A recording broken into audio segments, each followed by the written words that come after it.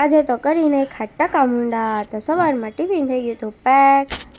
આજે તો છે ને ટિફિનમાં મિક્સ સબ્જી બનાવી નાખ્યું હતું. આ બેન જો વજન ઉપાડીએ અને સવારમાં છે ને આપણે તો પી લીધું હતું જ્યુસ.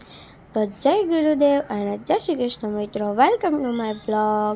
અને પછી બપોરના વાગ્યા હતા 11 એટલે આપણે તો બનાવી નાખીએ રસોઈ. અને પહેલો બાંધી લીધો રોટલીનો લોટ અને પછી કરી નાખી છાશ.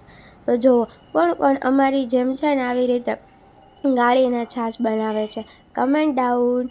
એન્ડ પછી શેકી નાખી હતી તેલમાં રોટલી અને બની ગયો તો રોટલીનો ખાખરો.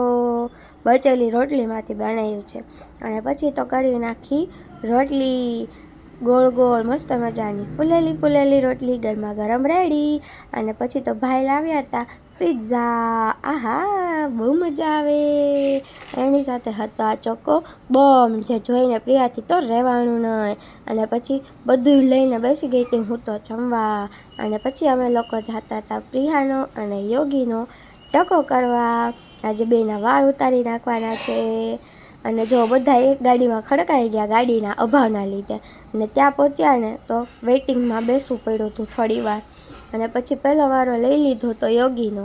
અને હવે એનો ટકો કરવાનો હતો.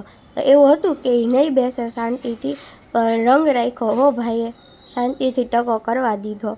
મસ્ત મજાનો જોવો ચમકે હે ને, ટકો થઈ ગયો છે ભાઈનો પહેલો. અને પછી કરી નાખ્યો પ્રિયાનો ટકો.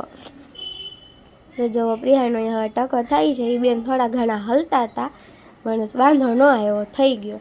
જો બે કેવા મસ્ત બેસી ગયા છે ટકા.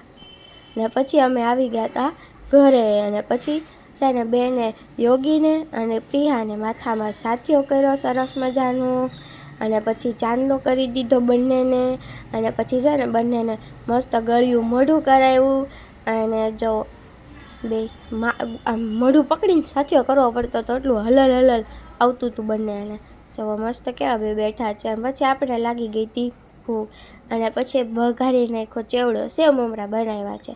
તો સેવ પણ મેં જાતે જ ઘરે જ બનાવી હતી હો. તો સેવ મમરા બની ગયા. પછી રાત્રે અમે લોકો ગયા હતા બહાર આટો મારવા. રસ્તામાં આવ્યું સિગ્નલ, થોડી વાર ઊભું રહેવું પડ્યું. અને જુઓ આ લોકેશન કોણે જોયેલું છે, સુરતમાં કોઈ છે તો કહેજો. અને પછી જો અમે આ ટમેટાં ખાધા હતા. આ ટમેટાં કોણે ખાધેલા છે બરફવાળા, બરફના ખાનામાં મૂકીને ધાણા જીરું અને મીઠું લગાવી. તો ચલો મળીએ નેક્સ્ટ વિડીયોમાં. બાય, જય ગુરુદેવ, જય શ્રી કૃષ્ણ.